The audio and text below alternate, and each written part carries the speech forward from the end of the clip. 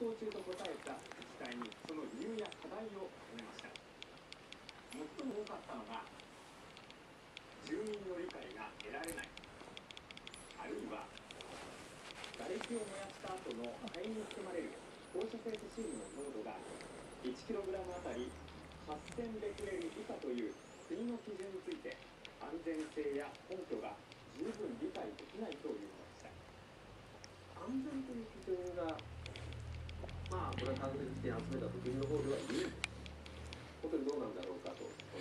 8000という数字が高すぎるということだと思うんですね。一番厳しい基準で、まず最初に求める。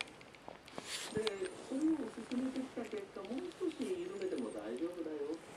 それが本来あるべき姿なんですね。こうした不安を踏まえた国への要望として最も多かったのが、基準の安全性やその根拠をより詳しく説明してほしいというもので、国によるより丁寧な説明を求めています。まだ十分納得していただけないということであれば、それはしっかりと説明を尽くしていくということを具体的に処理をする上で、どういった形で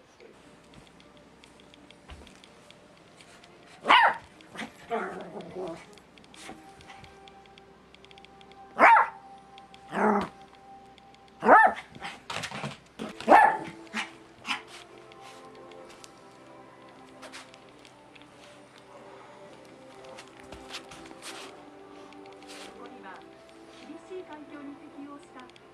さんの生き物たちが命のドラマを繰り広げます。壮大なスケールの特徴を生み出しています。